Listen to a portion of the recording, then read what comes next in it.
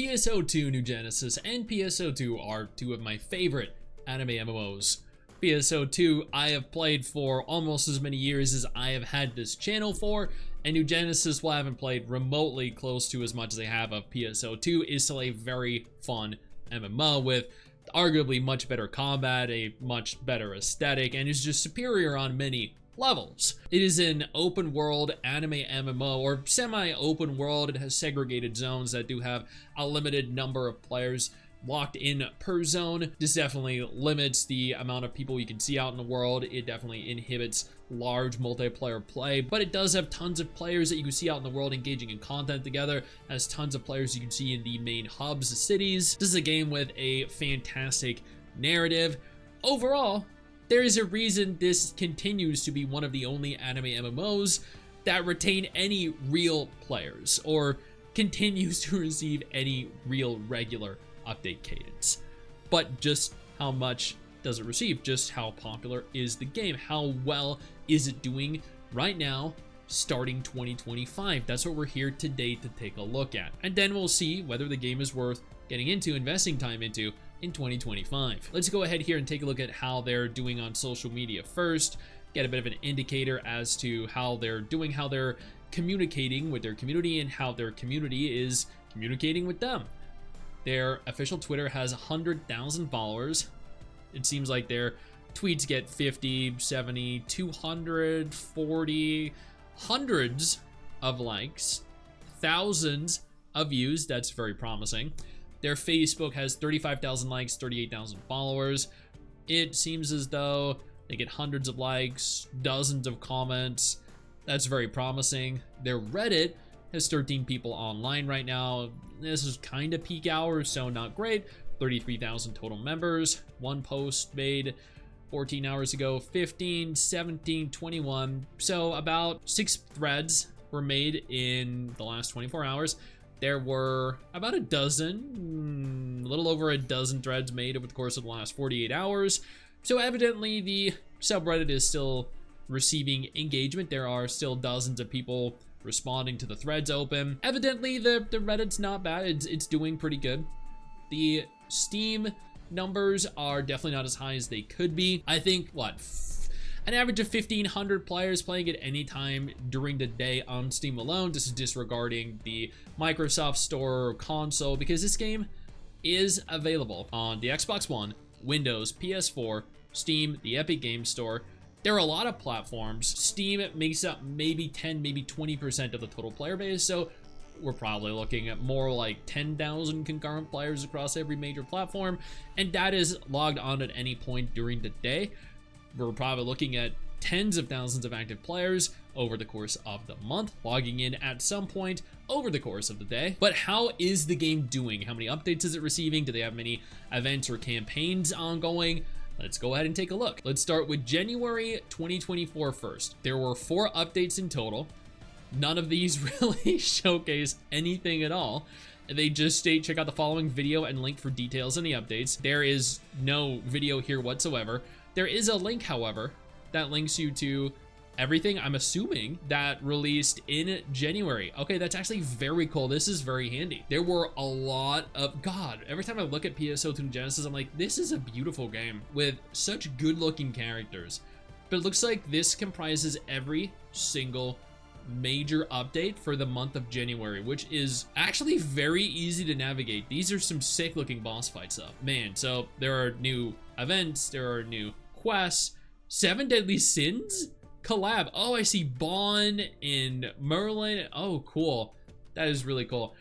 There was a lot that happened in January. They have a video towards the end of January that I guess kind of summarizes everything in an easy to digest format. Before we go any further, I do want to take a moment here to thank all of my incredible patrons over on Patreon and my YouTube channel members who allow for me to continue to do dedicated videos like this every single day.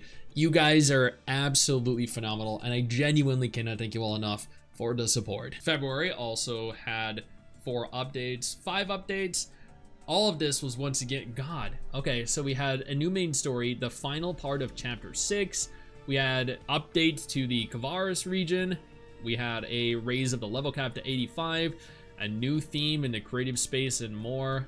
ability to auto join parties, quality of life improvements, new features. So there was a tremendous amount added, and those are some great outfits. Limited time quests. So clearly February had a lot going on. Let's take a look at March. We had, I think at the top here, do they condense everything down? They do. New quest types, new scratch ticket, limited time event, spring 24 and more, limited time quest, flurry of flowers, SP scratch ticket, new quest added to dual quest, new scratch ticket, limited time standing quest, alpha environmental testing zone, and new scratch ticket. So these were more just small little limited time quests, lots of interesting interesting outfits.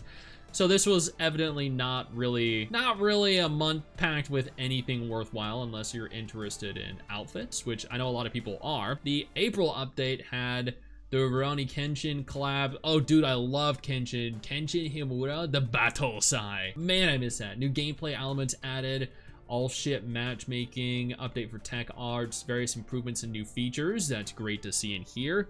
High difficulty quests, major target suppression missions, the new Genesis 3rd anniversary limited time event, limited time urgent quests, limited time quest, health environmental testing zone, bonus scratches, noble shadows. So looking at this, evidently April was a, oh god, there he is, there's Kenshin. Oh wait, there's Kaoru. Oh, she looks so good.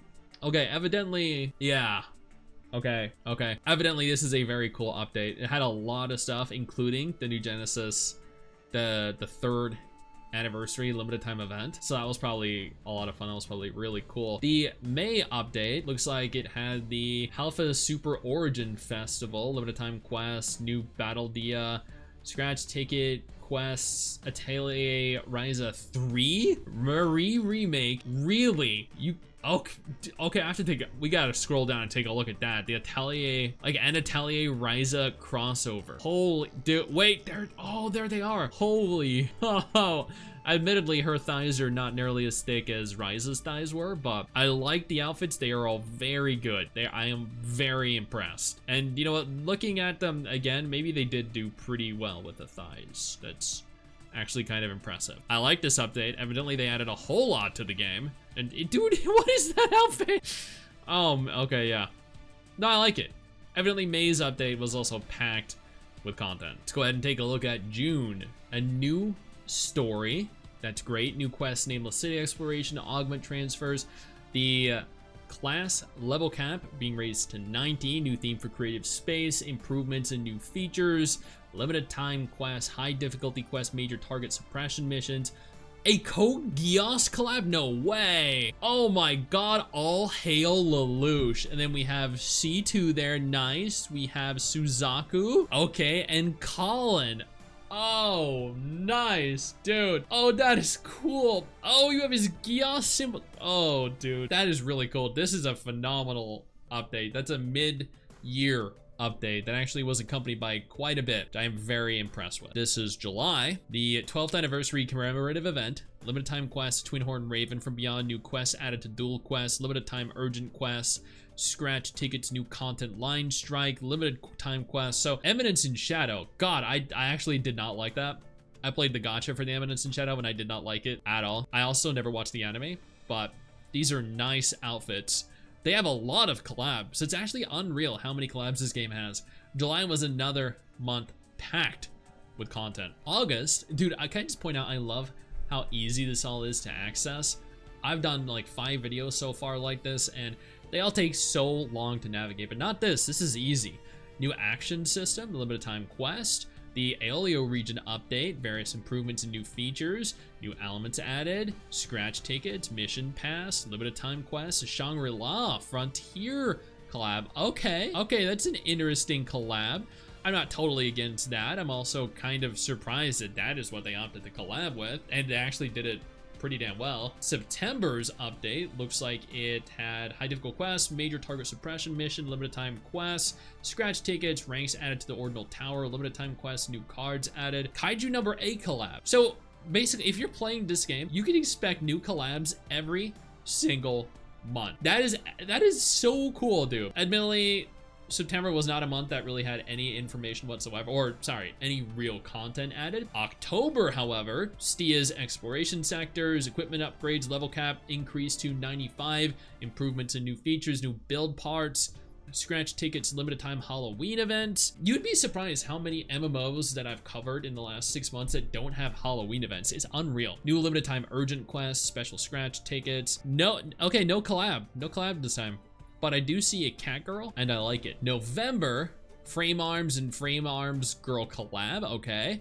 Scratch ticket, limited time quests, limited time urgent quests, upgrade your gear to new equipment, scratch tickets. So evidently there isn't really much happening in November either. It's 2 months, 3 months without any real content. Lots of collabs though, which is honestly still like always kind of cool. December, however, I'm assuming a big updates happening. Festival of Light and the Dark Tyrant. The Star Super Genesis Festival 3.5 anniversary. New quest type, Arcs Training Center, limited time quest drill, too chilly to chase, Forest class update, new cards, improvements, Multi-Blood, Type Lumina A, second collab, scratch tickets, limited time event, Super Genesis Festival 24, limited time quest, new mission pass, urgent quest, co-op, Starless Suppression, limited time trials, new equipment, scratch tickets. So no main story for like half a year, which is actually kind of surprising.